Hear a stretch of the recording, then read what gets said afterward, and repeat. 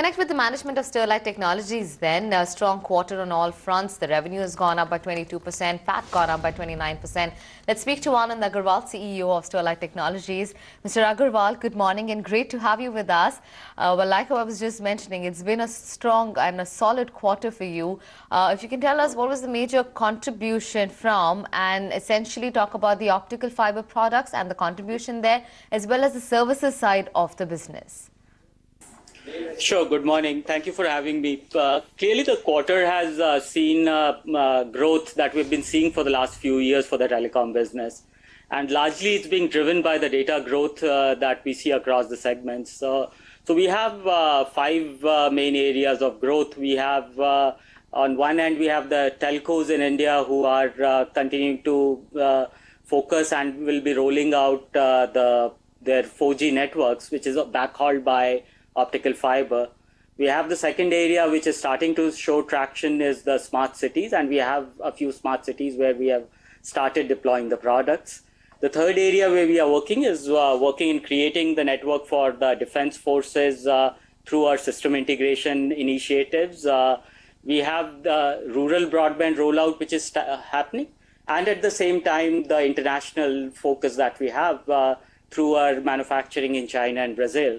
And we see each of these sectors are evolving, are growing in different stages, and altogether it has combined for a good growth for us. In terms of the products business that we do, the optical fiber is globally over the last few quarters has been in a supply constrained scenario. There is more demand than overall supplies. And our plants have both in India and China have been running at more than capacity. And in accordance with that, we have taken a decision to accelerate our capacity expansion. We are taking our optical fiber capacity from 22 million kilometers to 30 million kilometers. And overall, we see great degree of visibility and traction across the three offerings that we have in products and services as well as software. Now, give us some insight into the key order wins out of the total, their execution as timeline as well as relative margin profile, and how does the order book mix stack up now?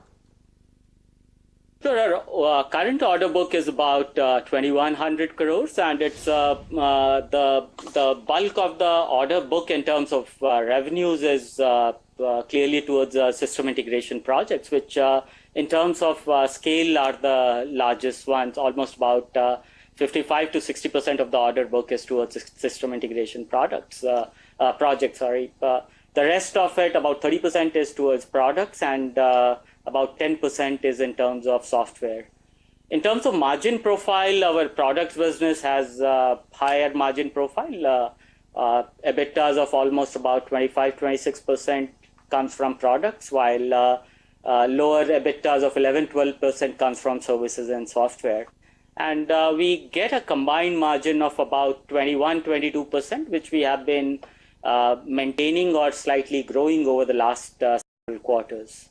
So other than margins, what we clearly focus is on the return on capital deployed. So while the system integration projects gives us lower EBITDA margins, their return on capital deployed is higher, and consequently we are seeing quarter on quarter our return on capital deployed getting better. Okay. And what's the utilization at optical fiber as well as cable capacity, and how do you see that shaping up? As I said, our optical fiber capacity is running at 100%, and that's what's prompted us to take the decision to accelerate the capacity expansion. Our optical fiber cable capacity has just been commissioned. We have just doubled our capacity from 8 million to 15 million kilometers. At the old capacity, it is running close to about 90%, and with the increase in capacity, it is running at about a 50% utilization. Right now, you've guided Dr. Agarwal for 26% top-line growth, 30% bottom-line growth this fiscal. There's numbers of growth drivers such as rapid rollout of your 3G, 4G networks, rural broadband, etc. So what exactly is going to build this kind of a bottom-line and top-line growth, and are you on track for this kind of a target? See, we have grown at those kind of rates for the last 5 years. So the numbers that you're speaking about is the CAGR growth that we had for the last 5 years, and we have guided that we'll continue to grow at similar rates. And the growth is being driven across sectors. So at one end, we see strong demand for the products like optical fibers, and at the other end, we see strong demand for networks which require end-to-end capabilities. So we believe we should be able to maintain the growth that we have shown for the last 5 years. And we have this degree of confidence because of the visibility as well as the RFQ pipeline that we have. Okay. So what's in the bid pipeline that you're likely to convert in near term and their approximate execution timeline? Typically, our system integration orders take between 1.5 to 2 years. The smart city orders are between 6 to 9 months. So in our pipelines, we have several orders that we have bidded for system integration, some orders that we have bidded for smart city projects, some orders that we have bidded for supply of products to global telcos. So it's a healthy pipeline between product, system integration, and software. And we'll keep announcing any material wins that we do during the quarter itself. Now, we understand that the dependence is high on the government and government utilities for your chunky projects. What's also on the anvil from the corporate side besides the government, and how do you see the services side of the business growing? Yeah, we have a healthy mix. So almost 1/3 of our business comes from international telecom providers. About 1/3 comes from the private telecom providers in India, and 1/3 comes from public networks in India. So for all the private telcos in India as well as outside India, the focus is on creating the backhaul, the mobile backhaul, the data networks at access and creating closer to the subscriber.